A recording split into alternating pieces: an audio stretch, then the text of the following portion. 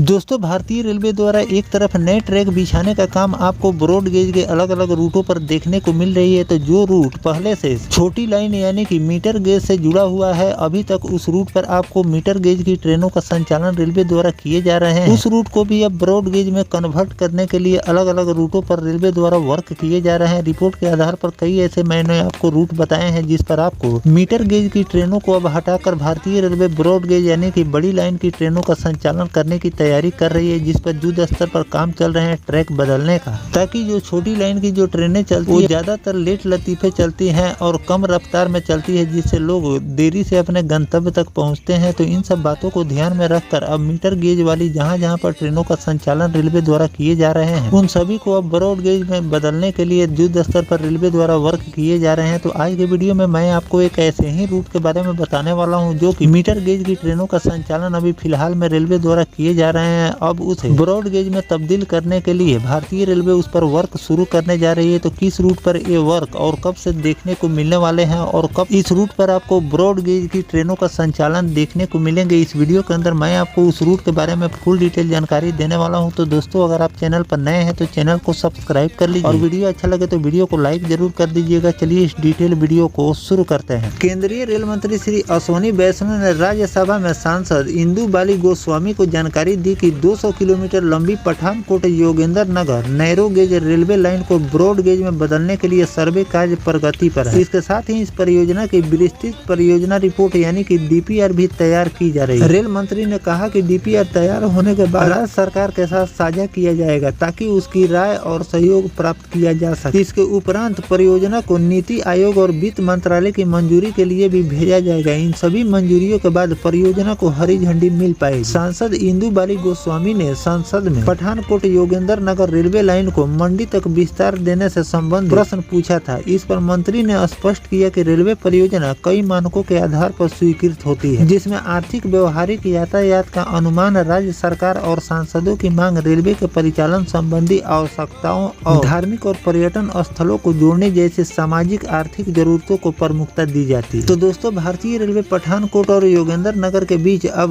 Metre gauge की ट्रेनों का संचालन 200 किलोमीटर तक रेलवे द्वारा किए जाते हैं। अब उसे तब्दील करके उसे ब्रॉड गेज में भारतीय रेलवे कन्वर्ट करने जा रही है, जिसके लिए प्रक्रिया रेलवे द्वारा शुरू कर दी गई है और बहुत जल्द आपको इस रूट पर पटरी बदलने का काम देखने को मिलने वाले हैं। क्योंकि जो मीटर गेज की ट्रेनों का संचालन रेलवे द्वारा किए जाते हैं उसमें रेलवे को कुछ ज्यादा वर्क नहीं करने पड़ते हैं, क्योंकि कंक्रीट भरने और मिट्टी भराई का काम पहले ही भारतीय रेलवे द्वारा किए गए होते हैं। और आगे चलकर जब उसे ब्रॉड गेज में तब्दील किया जाता है तो रेलवे को कुछ खासा मशक्कत करने की जरूरत नहीं पड़ती है, क्योंकि पुल पुलियों का निर्माण पहले ही से हुआ रहता है। साथ में उस चौड़ीकरण रेलवे द्वारा किए जाते हैं और साथ में ट्रैक बिछाने का काम आपको देखने को मिलते हैं। तो इसमें कुछ ज्यादा समय रेलवे को नहीं लगते हैं, बस इसकी औपचारिकताएं बची हुई है। भारतीय रेलवे द्वारा मंजूरी इस रूट पर मिल जाएगी। बहुत जल्द आपको इस रूट छोटी लाइन के ट्रैक को हटाकर और इस रूट पर आपको ब्रॉड गेज यानी कि बड़ी लाइन वाला ट्रैक भारतीय रेलवे बिछाना शुरू कर देगी और कुछ सालों के अंदर आपको इस रूट पर केवल ब्रॉड गेज की ट्रेनों का संचालन देखने को मिलने वाले हैं। आगे चलकर भारतीय रेलवे इस रूट पर जो भी वर्क नया करेगी उसकी भी जानकारी मैं आपको लगातार देता रहूंगा। फिलहाल जो भारतीय रेलवे इस रूट पर नैरो गेज हटाकर इस पर ब्रॉड गेज की तैयारी कर रही है, ब्रॉड गेज का ट्रैक बिछाने के लिए, तो इस रूट के बारे में आपकी क्या राय है कमेंट सेक्शन में जरूर बताइएगा। मिलते हैं किसी नेक्स्ट टॉपिक कोई नई जानकारी के साथ, तब तक अपने भाई को दीजिए इजाजत। जय हिंद, जय भारत, वंदे मातरम।